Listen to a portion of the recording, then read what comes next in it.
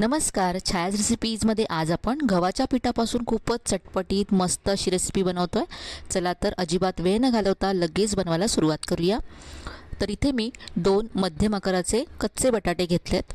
हे बटाटे आपल्याला सोलून घ्यायचे आहेत। तर इथे मी बटाटे सोलून घेते।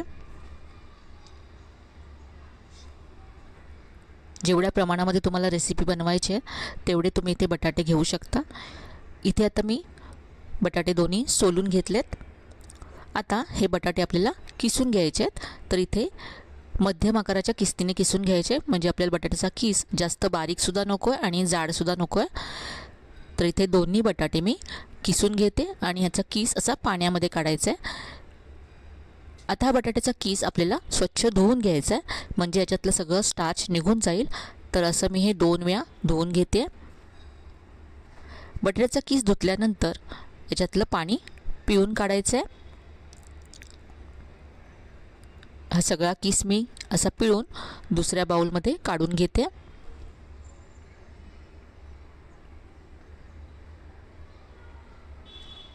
इथे सगळा किस असा पिळून घेतला।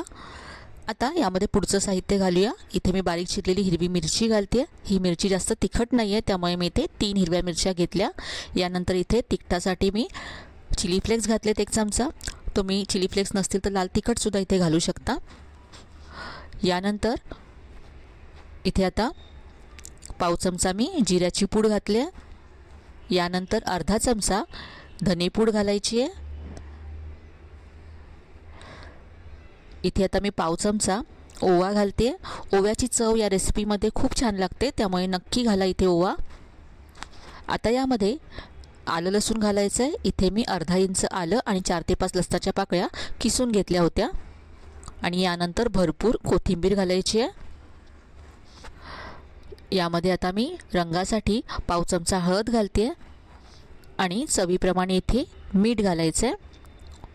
अर्धा चमचा मीठ घातलं। हे सगळं आता आपण मिक्स करून घेऊया।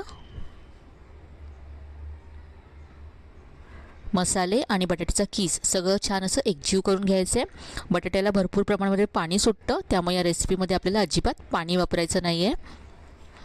आता यामध्ये आपल्याला गव्हाचं पीठ घालायचं आहे। तर इथे मी पहा गव्हाचं पीठ घेतलं आहे। यातलं सुरुवातीला मी 2 चमचे घालते।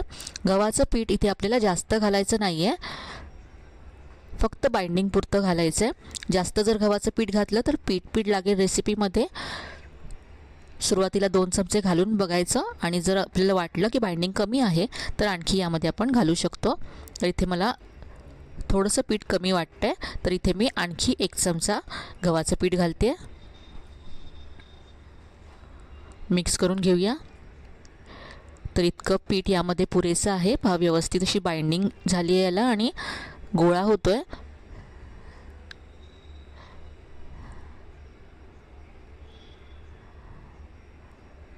तर 2 मध्यम आकाराच्या बटाट्यांसाठी मला इथे 3 चमचे गव्हाचं पीठ लागलं। आता हाताला तेल लावून घ्यायचं आहे आणि याच्यातला असा एक गोळा घ्यायचा आहे आणि याच्या आता टिक्क्या बनवायच्या आहेत। अगदी पातळ बनवून घ्यायच्या, कारण याला आपण शॅलो फ्राय करणार आहोत, त्यामुळे ते आतपर्यंत छान शिजायला हवा बटाटा, म्हणून हे चपटं करून घ्यायचं। तर इथे मी अशा पहा या टिक्क्या बनवून घेतल्यात, अगदी पातळ बनवल्यात। आता या आपण शॅलो फ्राय करूया। खूपच कमी तेलामध्ये होणारी अशी रेसिपी आहे। तर इथे मी एक पॅन गरम करत ठेवला। यामध्ये 2 ते 3 चमचे तेल घालायचे।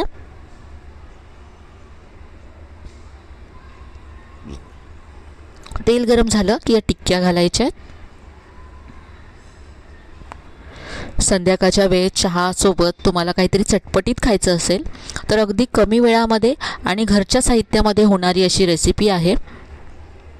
यासाठी तुम्हाला बटाटे शिजवून ठेवायची सुद्धा गरज नाही आहे, काहीच पूर्वतयारी करायची गरज नाही आहे। 5 ते 10 मिनिटांमध्ये ही रेसिपी तुमची बनून तयार होईल। एका बाजूने हे फ्राय झाल्यानंतर आपण उलटून घेऊ।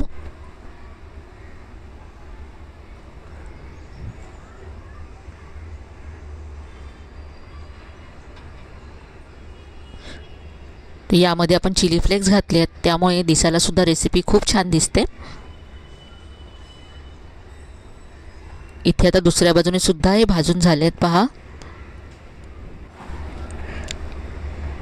तुम्हाला जर हे थोडेसे कुरकुरीत हवे असतील तर तुम्ही यामध्ये 1 चमचा तांदळाचं पीठसुद्धा घालू शकता. आपण 3 चमचे इथे गव्हाचं पीठ घातलं तर तुम्ही इथे 2 चमचे गव्हाचं पीठ आणि 1 चमचा तांदळाचे पीठ असं घातलं तरी छान कुरकुरीत होतील.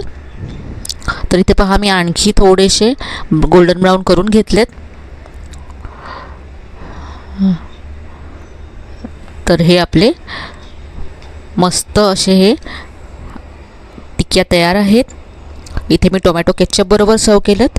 असे सुद्धा हे खूप मस्त लागतात. तर मुलांच्या टिफिनसाठी नाश्त्यासाठी तुम्ही हे बनवू शकता. बटाटा आहे त्यामुळे मुलांना तर ही रेसिपी खूपच आवडेल. तर आजची ही साधी सोपी घरच्या साहित्यात होणारी झटपट होणारी नाश्त्याची रेसिपी तुम्हाला नक्कीच आवडली असेल. रेसिपी कशी वाटली कमेंटमध्ये कळवायला विसरू नका. रेसिपी आवडली असेल तर व्हिडिओला लाईक करा, शेअर करा. चॅनलला अजून सबस्क्राईब केलं नसेल तर नक्की सबस्क्राईब करा. चला तर मग पुन्हा भेटूया अशा छान छान आणि नवीन नवीन रेसिपीसह. तोपर्यंत धन्यवाद.